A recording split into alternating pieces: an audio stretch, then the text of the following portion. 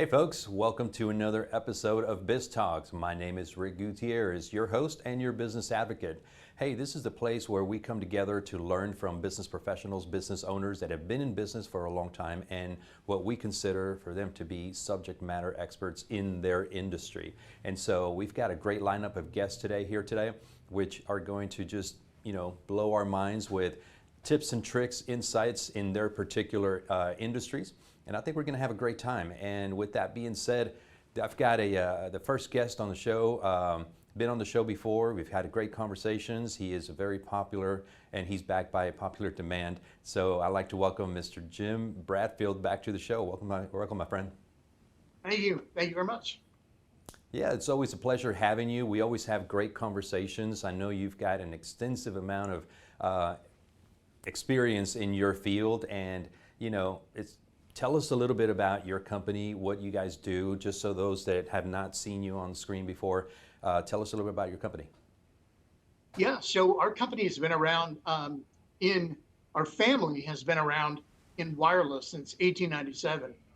My great uncle was part of the Marconi radio system, and so they've been around for pretty much ever. We've been doing anything having to do with wireless. He put the wireless onto the Titanic, believe it or not. Didn't help a lot, but in any case, we've evolved over the years working with service providers, with small and large companies, helping them do wireless networks, secure networks, just about anything with networking.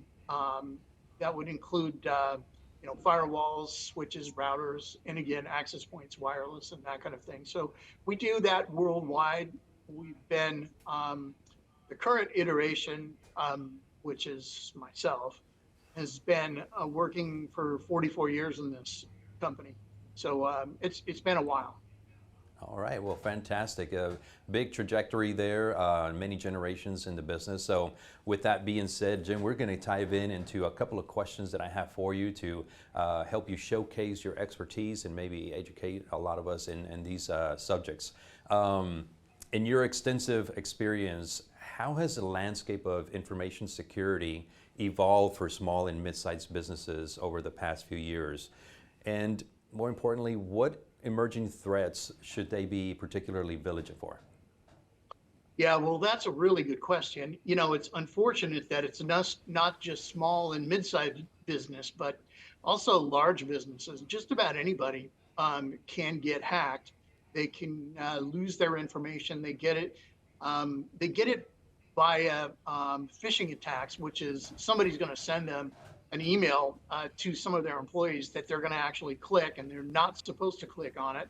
It turns out to have a keylogger or some other kind of thing in it, and it's really an unfortunate thing because now we have artificial intelligence, AI, that everybody uses their applications for it. So are the bad guys.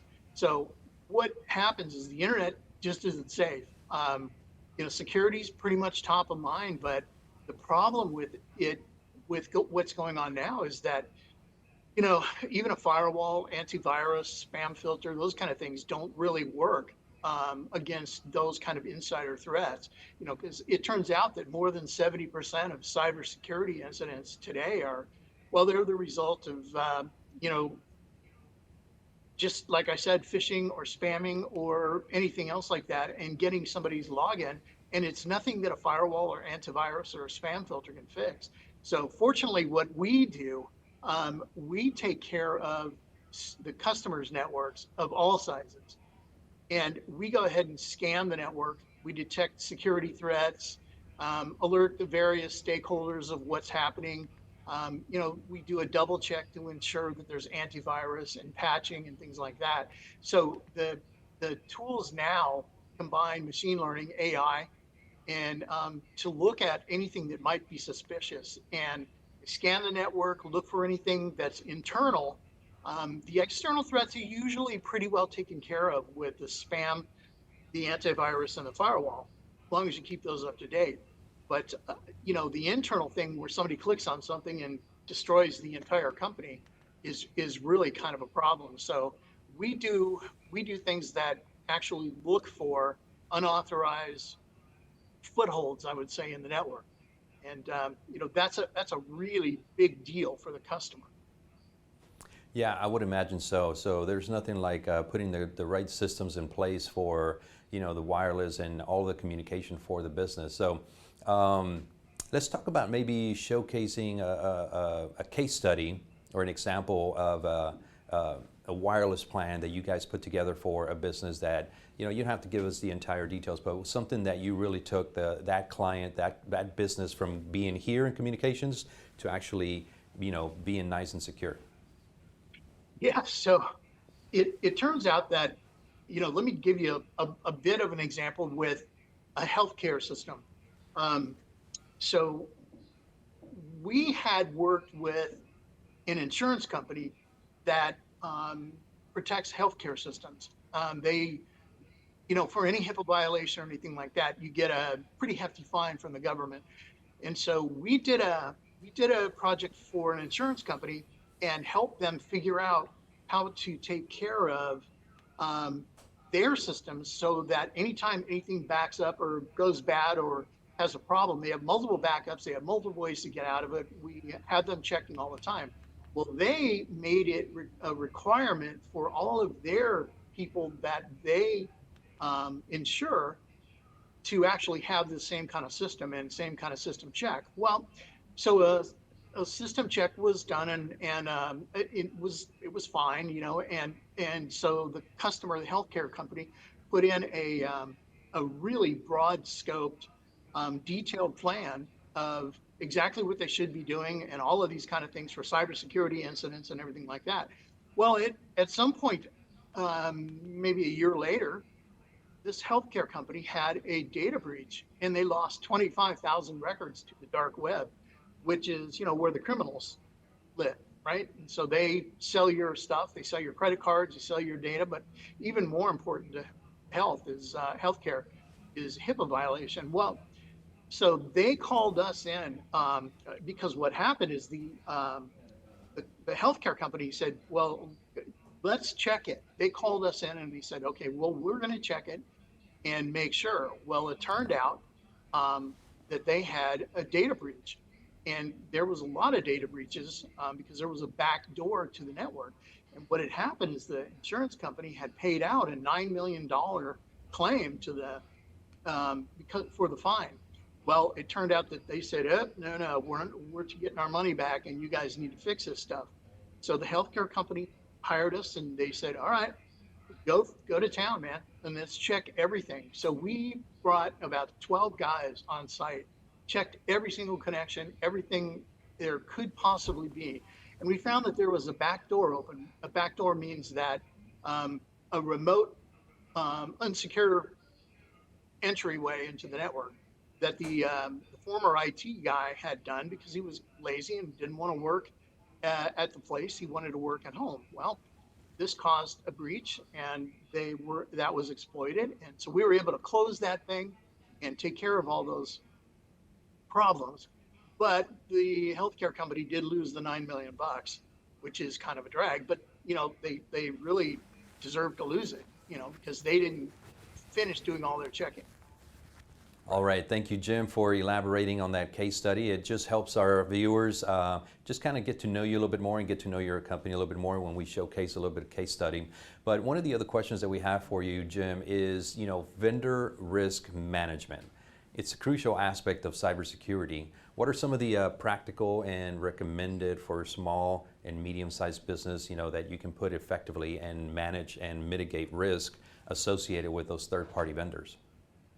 Yeah, well, it turns out that the biggest thing there, in the risk management part of it anyway, is to make sure that you do patches for anything that's a software application. If what happens is people like Cisco, really large companies, they send out a patch, they send out information on breaches and things like that, things that have happened to you, or that will happen to you if you continue on with the version of software you have.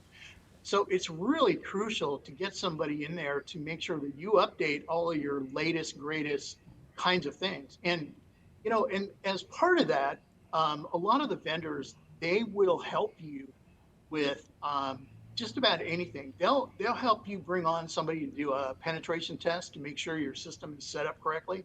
A lot of the times, guys don't know how to configure something, so they misconfigure things, and the vendors are, really attuned to this kind of thing, and they understand that, while they're not necessarily responsible, it's not a good thing to get out that their Cisco or their Aruba or whatever network was hacked and into a really big data problem, data breach or whatever. So they will always help you, and pretty much anybody will take care of that. Now, in our case, if you want to go ahead and contact us, if you think you have a data breach or you think you have any kind of problem with any kind of vendor, any kind of security issue, whatever, we're very happy to help you.